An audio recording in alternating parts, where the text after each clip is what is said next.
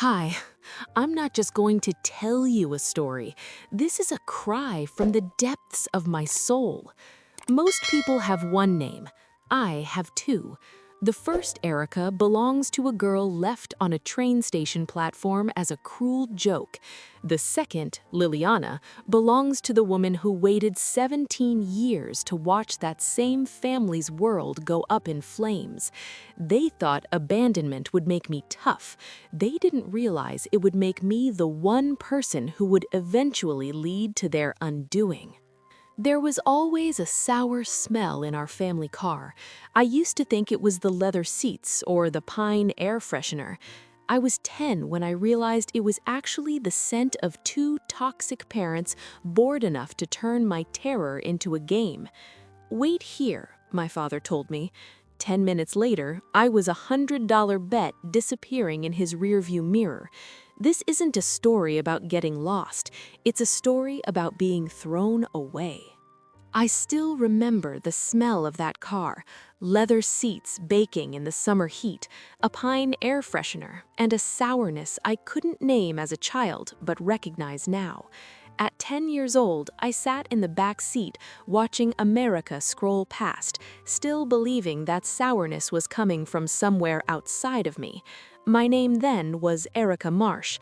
I had a habit of chewing my cheek when nervous, and a spiral notebook filled with drawings of houses, not our house, but invented ones with wide porches and doors that locked from the inside. I didn't know then that I was drawing the only way I knew how to survive. And my family was driving from Boston to Los Angeles. My father, Dennis, drove with the relaxed authority of a man who never had to answer for himself, while my mother, Patricia, sat in the passenger seat with a practiced smile that made strangers trust her. But inside our Boston home, love had a price tag: constant performance and compliance. Failure to meet their requirements resulted in a lesson, a word that had come to mean brace yourself. As we reached Los Angeles, my father stopped at Union Station, claiming he wanted to show me something educational. He crouched down before he walked away. He reached into his pocket, then instead of handing me anything, he tossed it, the way you'd flip a coin at a toll booth, a folded $20 bill that landed on the sidewalk at my feet. "In case you get thirsty," he said, and walked back to the car. 15 minutes passed, then 30, then an hour. I counted to 600. I counted again. I watched every car. I told myself there was traffic. I told myself the parking was far. I told myself the things children tell themselves when the truth is too large to look at directly. Then I saw our car glide slowly around the drop-off loop. My whole body surged with relief so violent it nearly knocked me sideways. I stepped off the curb. I waved both arms. My father was driving. My mother was in the passenger seat. They were both laughing. The window came down. My father held something out, a folded piece of paper, and let it flutter to the street. "I bet your mother $100 you can make it home to Boston. Prove me right, kid." The car moved on, disappeared into traffic, and the world, as I had known it, ended. I stood on that sidewalk for what felt like a season, the $20 sweating in my palm. To understand why I didn't immediately seek help, you have to understand my training. My parents had systematically taught me that adults could not be trusted, and that asking for help was a weakness that attracted worse treatment. I remembered the lessons that built this fear, the 3 days of silence from my father when I was 6 because I enjoyed a hockey game he lost money on, being left at school for 45 minutes at age 7 because I forgot a library book, and being left on a mall bench for 3 hours at age 8 after asking for new shoes. When I was 9, they left me at the stadium after a Boston Bruins hockey game. Luckily, our neighbor saw me and took me home. My father found it hilarious that I hadn't moved. He had bet my mother I would try to beg a stranger for a ride. They never saw themselves as cruel. They thought they were architects building resilience. Instead, they were building a child terrified of love. I had $20, no phone, no address written down, no idea how trains worked or whether any of them went to Boston or what it would even cost to find out. I walked the station in tightening circles for what must have been 2 hours. I cataloged exits, I watched the boards, I counted coins in the bottom of a fountain near the East Corridor.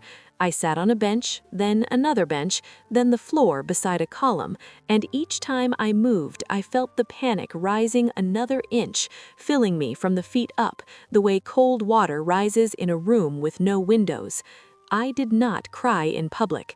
My parents had trained that out of me too. Finally, a station employee named Penelope crouched down next to me. I lied at first, saying I was waiting for my parents, but she simply sat on the floor with me and said, "I'm not going anywhere. Take your time." The story finally collapsed out of me. The note, the laughter, the moving car. For the first time, I was met with the mercy of being believed. Penelope put a hand on my shoulder and said, "You are safe right now, and I am going to help you." Those words, "You are safe right now." I had never heard them before in my life, not once, not from anyone who had the authority to mean them. And something in my chest cracked open so suddenly and completely that I put my face in my hands and cried in public for the first time in years, right there on the marble floor of LA Union Station, and did not care about a single thing except the feeling of someone's hand steady on my shoulder while I fell apart. What followed was swift and serious in a way that frightened and relieved me in equal measure. Station security, then transit police, then 2 officers who took my statement in a small office off the main corridor with a paper cup of apple juice and a packet of crackers that I ate in approximately 30 seconds. One officer, a tall woman named Detective Reyes, who had the precise, unhurried manner of someone who had heard difficult things before and was not going to pretend otherwise, asked me to describe our car, my parents' names, our home address in Boston. The cameras at the front entrance had recorded the drop-off. The cameras at the curb had recorded the car slowing, the window coming down, the object tossed out. When they reached my parents by phone, I was sitting in the hallway outside the office, but I could hear Detective Reyes through the door. I could hear her voice shift from professional to something with an edge in it. I heard her say very clearly, "Sir, leaving a 10-year-old child alone in a major transit station is not a Parenton philosophy. It is child abandonment. You need to turn around and return to Los Angeles immediately." A pause. Then, "No, that is not a satisfactory answer." Another pause. Longer. Then, "I'm going to need you to understand that this conversation is being documented." I pressed my back against the wall and stared at the ceiling. I was still holding the empty cracker package.